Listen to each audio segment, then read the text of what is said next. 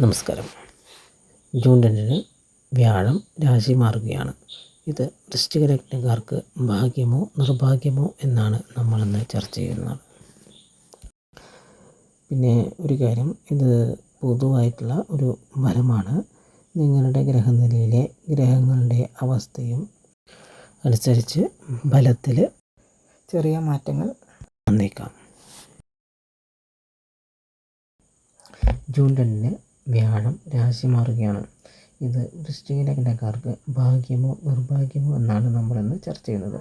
അതെ, ജൂൺ 2 ഗുരു അഥവാ വ്യാഴം കർക്കിടക രാശിയിലോട്ട് പ്രവേശിക്കുകയാണ്. അതായത് വൃശ്ചിക ലഗ്നക്കാർക്ക് ഇത് ഗുണമോ ദോഷമോ എന്ന് ചിന്തിക്കേണ്ടിയിരിക്കുന്നു. സ്വക്ഷേത്രത്തിൽ നിൽക്കുന്ന കുജനെ കൂടി ഈ കാര്യത്തിൽ ചിന്തിക്കേണ്ടതുണ്ട്. അപ്രത്യക്ഷമായ തടസ്സങ്ങൾ ഉണ്ടാകുമോ എന്ന ഭയവും ഉണ്ടാവാം. പക്ഷേ ഇവിടെ ഭയക്കേണ്ടതായ അത്ര പ്രശ്നമില്ല. സ്വന്തം ക്ഷേത്രത്തിൽ നിൽക്കുന്ന കുജൻ അഥവാ ചൊവ്വ നിങ്ങളുടെ ലക്ഷ്യബോധത്തെ കൂടി പ്രതിനിധീകരിക്കുന്നു. വർഷങ്ങളായുള്ള നിങ്ങൾ നേടാൻ ആഗ്രഹിക്കുന്ന ലക്ഷ്യം നേടാൻ ഒരു ഊർജ്ജം ലഭിക്കുന്നതായി കാണാം. കർക്കിടകത്തിലേക്ക് പ്രവേശിക്കുന്ന ഗുരുവാകട്ടെ ഉച്ചനായി സ്ഥിതി ചെയ്യുന്നത് ഭാഗ്യഭാവത്തിലുമാണ്. വൃശ്ചികം ലഗ്നക്കാർക്ക് ഇതൊരു ഒരുപാട് ഭാഗ്യം ജീവിതത്തിലേക്ക് വരാനായിട്ട് ഇടയാക്കും. തീർക്കാൻ പറ്റാതെ പോയ ജീവിതത്തിലെ നല്ല ആഗ്രഹം നേടിയെടുക്കാൻ സാധിക്കും.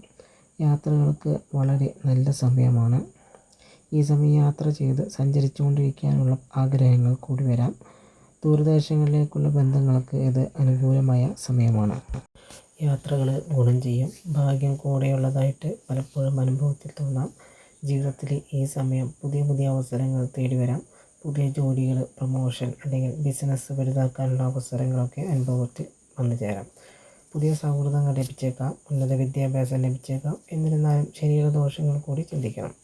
ഇത് മക്കളെക്കുറിച്ചുള്ള ആശങ്ക, പ്രണയബന്ധങ്ങളുടെ പ്രശ്നങ്ങൾ, ഊഹക്കച്ചവടത്തിലെ നഷ്ടങ്ങൾ, പഠനത്തിലെ തടസ്സങ്ങൾ എന്നിവയെല്ലാം ഉണ്ടാവാൻ സാധ്യതകൾ കൂടി തള്ളിക്കളയാനാവില്ല.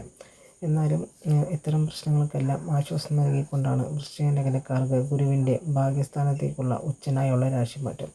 ഇത് തടസ്സങ്ങളെ മറികടക്കാനും ഭാഗ്യം കൂടി ഉണ്ടാകുവാനും ഒരു പരിധി വരെ സഹായിക്കും. എന്നിരുന്നാലും ജൂൺ 8 നിങ്ങളെ തേടി വരുന്നത് മറ്റൊരു ഭാഗ്യം കൂടിയാണെന്ന് ഞാൻ പറഞ്ഞോട്ടെ.